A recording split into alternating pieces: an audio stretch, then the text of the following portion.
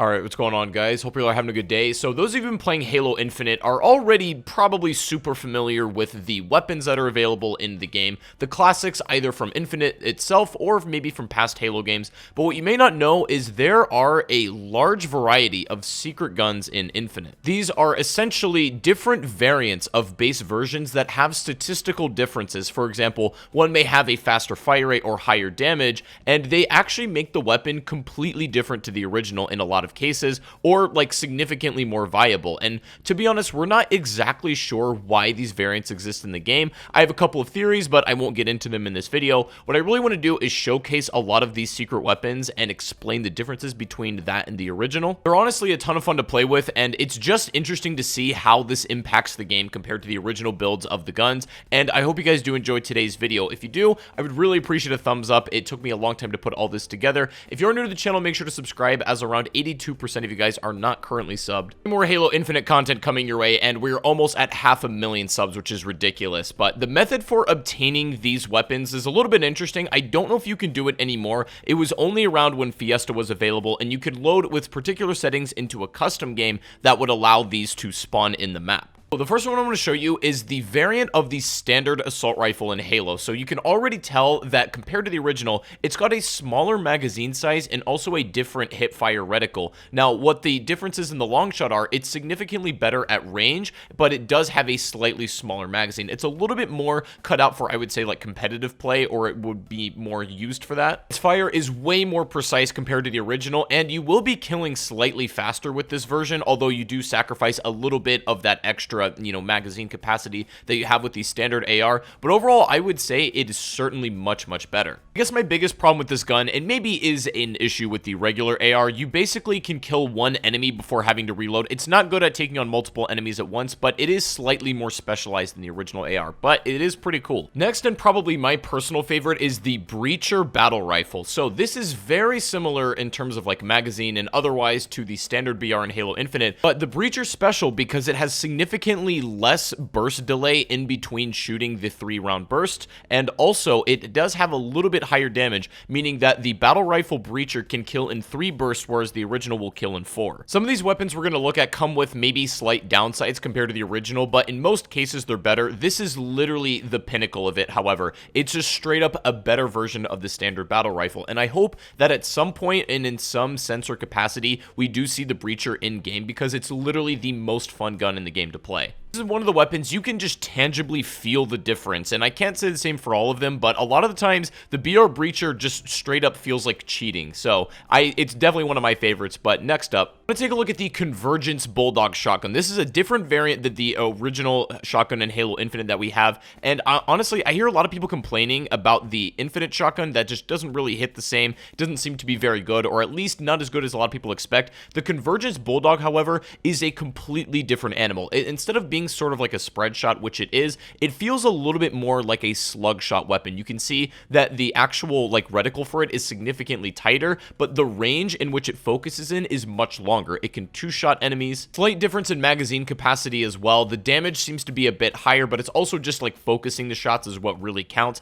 I wouldn't mind if this was the shotgun we have in Infinite. Like, I know this is a variant, but I wouldn't mind if this was the vanilla version. Feels a little bit more like the original Halo shotgun, but it's not quite there. It's way better for like medium to close range engagements, more so than the original, but I love it so much as well. It's an actually cracked weapon. So the next one's kind of strange. This is the calcine Disruptor, very different from the original. So I had a bit of a hard time telling the statistical differences between the original Disruptor and the calcine, but it felt like to me the calcine killed in at about 1 shot earlier and had a little bit more of a like long range effect. The original Disruptor has the property of preventing shields from regenerating, and it's incredibly useful in one-on-one gunfights or even with multiple enemies, but I had a problem with the calcine really determining what was the big difference. Only real thing I could notice was that the shock that lasts on a Spartan after shooting them a few times seemed to last a little bit longer, and maybe the shields that regenerate and the delay and that prevents it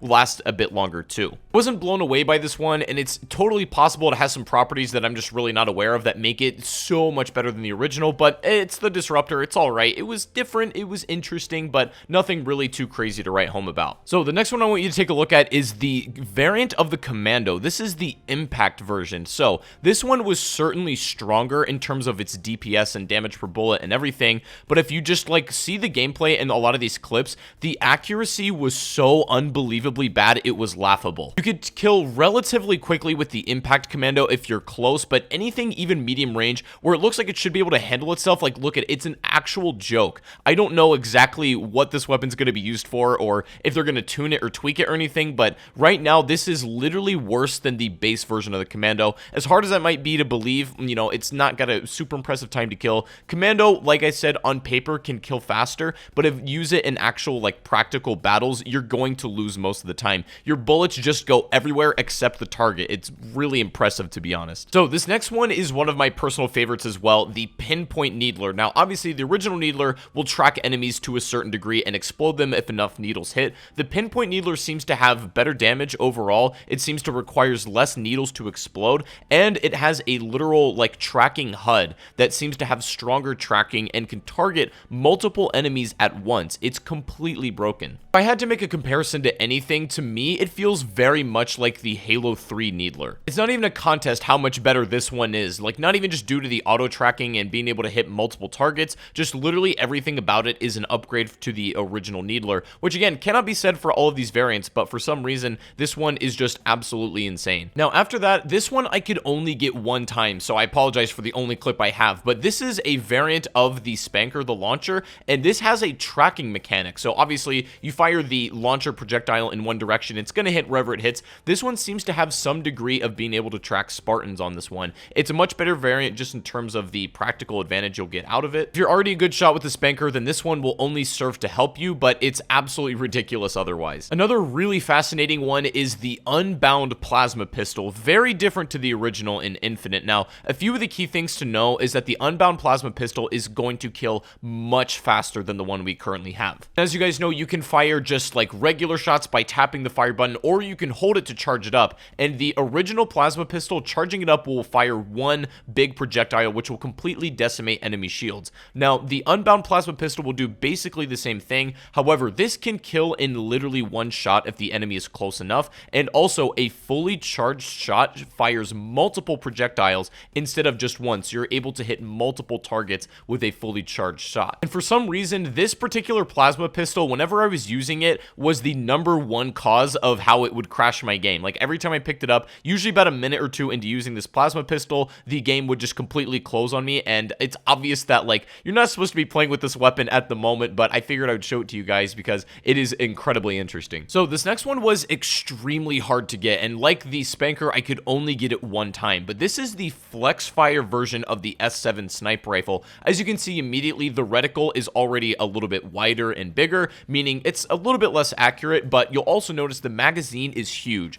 Like the magazine capacity is literally more than double the original sniper, and the difference here being really in damage. That's the biggest thing you can take away. While the standard S7 sniper is literally an insta-kill to the head at no matter what range, the flex fire sniper is a bit different. It's going to require at least a couple of shots, and it feels a lot more like the original Halo DMR than it does the S7 sniper. I would like to see this one in actual play. It's also worth noting, even when like ADS, the accuracy is slightly less reliable than the original default one. So it really, honestly, I don't think they're that comparable of weapons, even though it's just a variant. I think I still like the default a bit better. This one just serves a completely different function, but they're both extremely fun to use. All right, so the next one to take a look at is the pulse carbine. However, this is the rapid fire version of the original. Now, I originally ranked Halo Infinite weapons and put the pulse carbine pretty low on my list, and if I was ranking the rapid fire version, I honestly would rank it a much higher. There isn't too much to say about this one compared to the original. Like, it's pretty self-explanatory. It just fires way faster than the OG, but also the tracking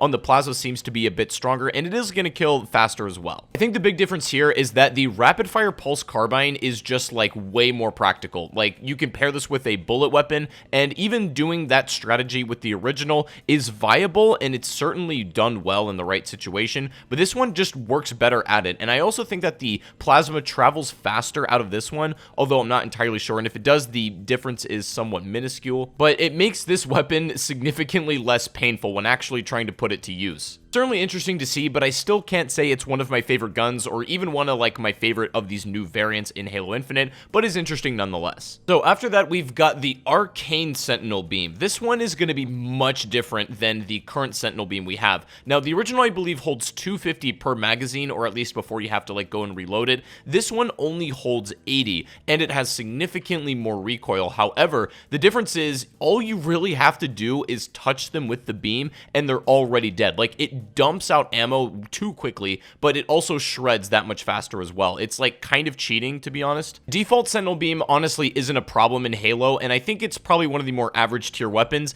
If this gun as is was in the public matches, however, it would be something else. Like, I honestly don't think it would work very well. One balancing factor this particular version does have, of course, is the magazine capacity. You can kill like 3 or 4 people with it, maybe 5 if you're close. It will literally kill faster than shotguns in close range in a lot of cases. So I think this one, if it ever hits like real public matches, is going to have to get some tweaking before it hits the game, but it is a ton of fun to use. I won't deny that at all. So next, in probably the best gun, like I'm not even exaggerating, in Halo Infinite is the variant pistol. So the striker sidekick is something else. Better magazine capacity, but more importantly, this is going to kill in, I believe, 4 shots if you do it optimally. And just using this in the gameplay that I did, I could feel immediately the difference from the public match or like standard version. I don't know how this pistol is ever going to be legal. Like, I actually can't come up with it. And I don't believe I'm exaggerating when I say that if this were just let into the wild, it would literally be the best gun in Halo Infinite.